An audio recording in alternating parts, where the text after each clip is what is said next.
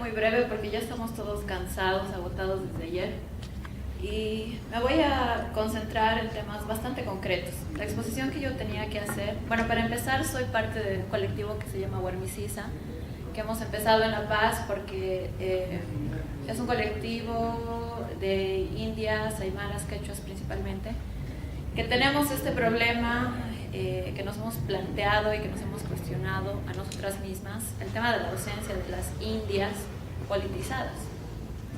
Entonces, básicamente yo lo que voy a hacer es exponer mi propia teoría política que la he sacado hace poco, que es la del warmindianismo. Antes de hablar del warmindianismo, lo que me gustaría hacer es solamente explicar brevemente el concepto de indio, que creo que ya se ha discutido, ya se ha hablado un montón. Pero necesito decir qué es lo que yo entiendo sobre indio, porque siempre son categorías que están sujetas a demasiadas subjetividades, lamentablemente. Entonces, para que se entienda muy bien, o que se entienda mejor qué es lo que creo yo, qué es lo que planteo como indianismo, o como warmindianismo después, entonces tengo que aclarar un poco la categoría de indio, ¿no?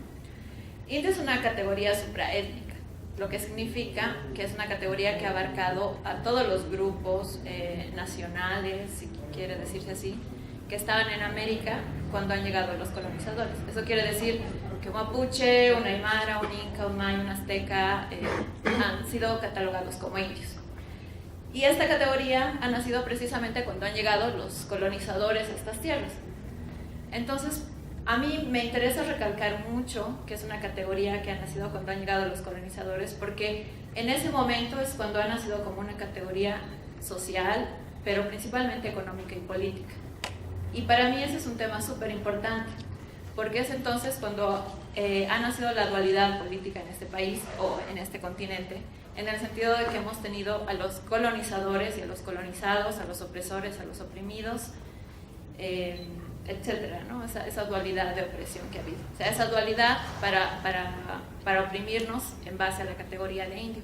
Porque a los colonizadores no les importaba la religiosidad aymara, ni la sexualidad aymara, ni la cultura aymara, ni la economía aymara. Simplemente les importaba que como aymaras podían ser indios, igual que los mapuches, y por lo tanto sujetos a explotación. Otra cosa por la que me interesa aclarar el tema de indio es porque al ser un concepto que nace en términos, en categorías económicas y políticas, es un concepto que tiene que abarcarse desde ese punto de vista a la manera de abordar categorías coloniales también. Cuando hablamos de los izquierdistas y hablamos, por ejemplo, del capitalismo, ellos manejan sus categorías para analizar sus sociedades. Clases, proletariado, etcétera, etcétera. Dentro de las categorías para analizar los sistemas coloniales también tenemos bastantes conceptos que lamentablemente no se explican y no se analizan demasiado. Raza, mestizo, indio, nación. Y es desde ese punto de vista también que es importante analizar el origen económico y político de la categoría de indio, porque si nace como una justificación económica y política de explotación, el sistema colonial que se ha mantenido, porque creo que todos estamos de acuerdo con que estas tierras, este país, como quieran llamarle ustedes, nación, ¿no es? Se mantiene de la manera colonial, por lo tanto la categoría política económica de indio sigue vigente, ¿no? Así como están vigentes las naciones y cada cual se adscribe como quechua, aymara, mapuche, etcétera, etcétera, la categoría económica política con la que se nos oprime como indios sigue vigente. Entonces, creo que estoy muy de acuerdo con las palabras de la india Domitila Quispe, que creo que dijo en 1922 en Perú: si nos han oprimido como indios nos vamos a liberar. Entonces, desde ese punto de vista en el que yo entiendo que es importante todavía hablar de la categoría política de indio, porque me sorprende la cantidad de personas que todavía niegan ese concepto. Sean indios, los propios indios que no quieren sentirse indios, porque no entienden que es una categoría de opresión, o sean los blancos que no quieren reconocer tampoco esta categoría económica y política, porque es una categoría que es más allá de que sea social, ¿no? Entonces, al hablar de términos concretos de la categoría de indio, siento que se pierde mucho el debate, que está bien hablar, digamos, de nuestras religiosidades, de nuestros saberes, de nuestras prácticas culturales, de nuestras ancestralidades, espiritualidades, etcétera, etcétera. Está súper bien. Pero no llegamos, el debate se diluye y no va en términos concretos, ¿no? Porque yo creo que si el sometimiento es político y económico, la liberación tiene que ser por ese camino también. No creo que vayamos a llegar a la liberación del poder hablando de religiosidad, espiritualidad, culturalidad, que está súper bien y son intentos muy loables, pero no creo que el camino de la liberación sea por esos debates, ¿no? Porque lamentablemente nos perdemos en el debate filosófico, porque podemos estar hablando o debatiendo filosóficamente eternamente y llegado el momento de tener acciones y prácticas concretas, no logramos nunca concretar nada. Es por eso que nos ha costado tanto tiempo y es por eso que ha sido tan fácil ahora para el gobierno del MAS instrumentalizarnos nuevamente, ¿no? Porque nosotros mismos no hablamos en términos concretos de liberación económica y política y de utilizar las herramientas económicas y políticas como herramientas de liberación y no debates filosóficos, ¿no? Entonces, desde ese punto de vista, ya que estamos hablando de temas concretos, un ejemplo concreto, ¿no? Es decir, para que no nos pase lo mismo que ha pasado con el MAS, ¿no? Cuando los indios entran a manejar instituciones concretas, burocracia concreta, tenemos casos como los del Fondioc, que terminan siendo manipulizados, instrumentalizados, y ellos mismos también terminan sujetos del aparato estatal y de la burocracia estatal. ¿Y por qué no decir que también son corruptos? Pues también han sido corruptos y también han sido ladrones. No, porque creo que la idea de romantizarnos e idealizarnos como puros nos hace mucho daño a la hora de abordar también nuestros problemas concretos, porque somos seres humanos y los seres humanos no somos puros en ningún sentido. Por lo tanto, tenemos que abordar siempre, tenemos que vernos como lo que somos, con todas nuestras virtudes, pero con todos nuestros defectos también. Entonces, desde ese punto de vista, abordando el tema concreto, hablando ya, entrando directamente en lo que es el warmindianismo, el warmindianismo, desde mi perspectiva y desde mi vivencia, nace también por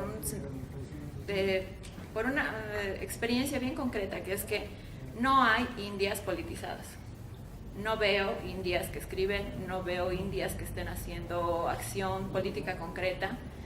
Y desde mi punto de vista, el indianismo no ha sido capaz de resolver, ni siquiera se ha planteado este tema como un problema, ni siquiera se ha planteado como un problema serio la ausencia de indias en la política, ¿no?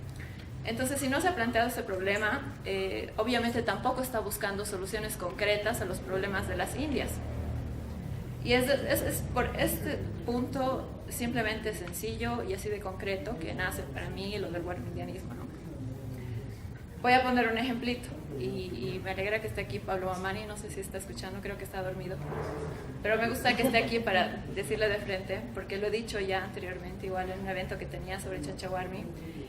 Él tuvo una entrevista con María Galindo, que es conocida por ser una feminista en La Paz, del colectivo de Mujeres Creando, y ella le hizo una entrevista sobre indianismo.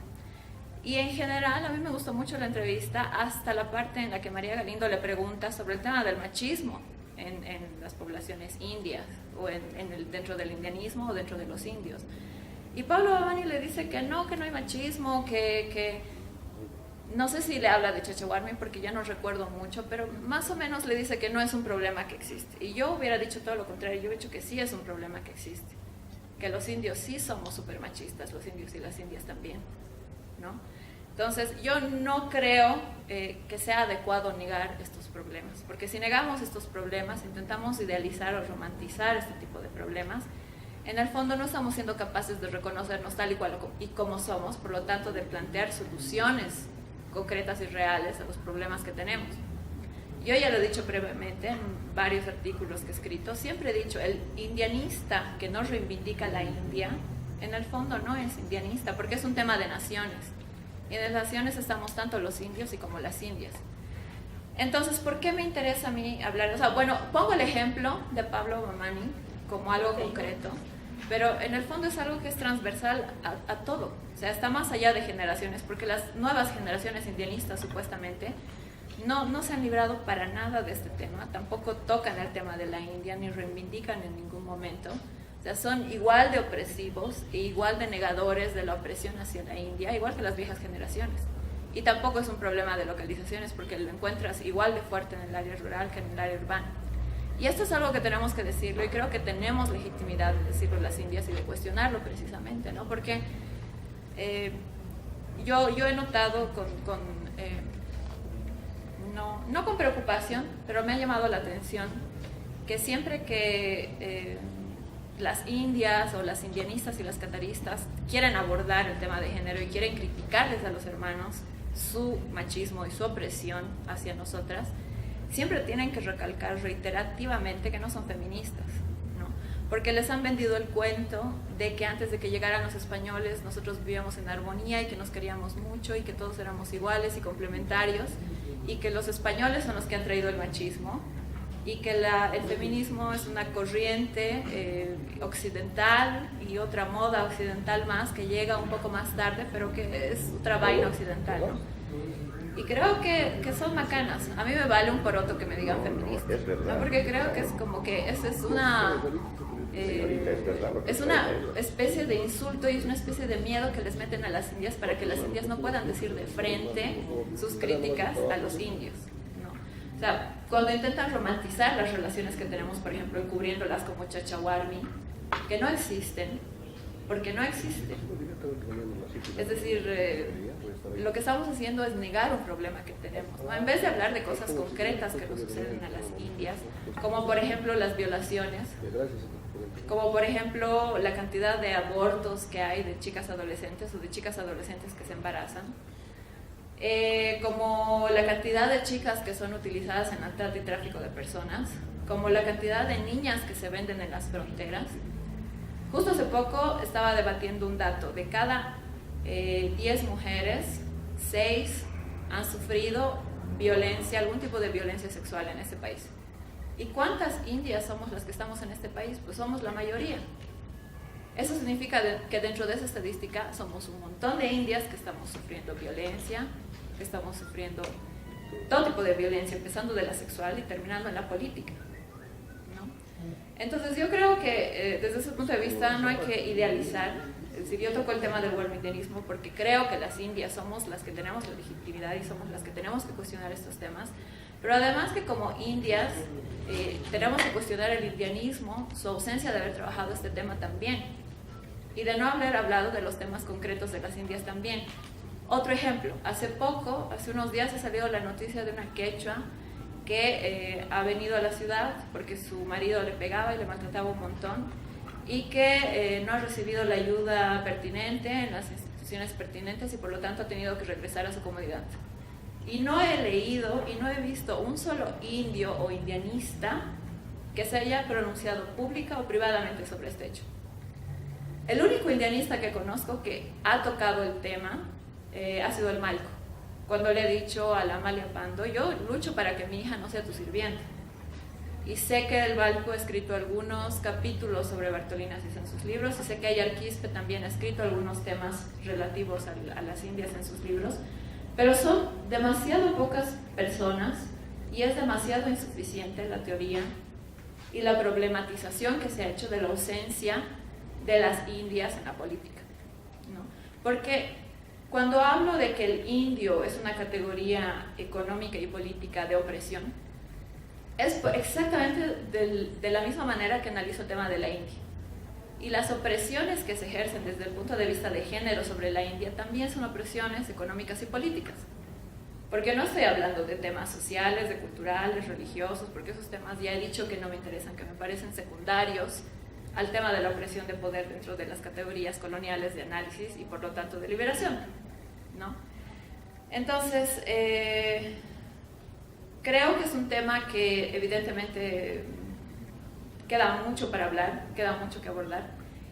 Sé que no me van a dejar de decir feminista muchas personas, o sea, como lo he dicho ya, no me interesa, porque está más allá de debatir o de filosofar o de imponerse. Está el hecho de una vez, no solamente problematizarnos cosas concretas, sino intentar dar soluciones a temas concretos.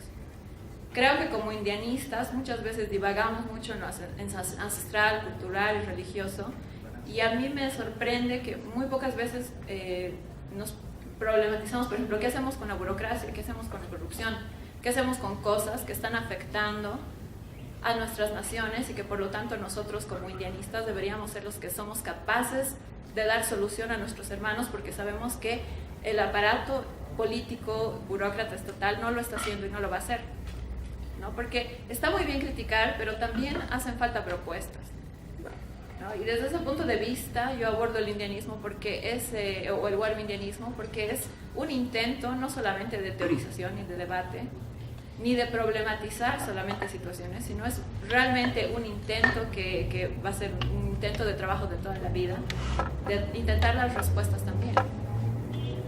Entonces, la ausencia política o de politización de indias en el indianismo y en las naciones es un tema que nos compete a todos y es un tema que tiene también raíces económicas y políticas.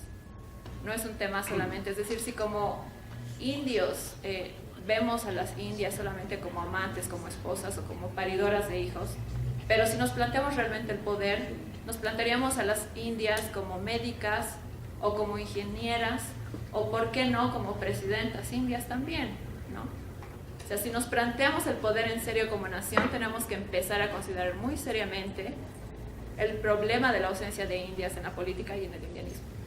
Entonces, este es un intento de debate, pero es un intento de darnos respuestas en ese sentido también.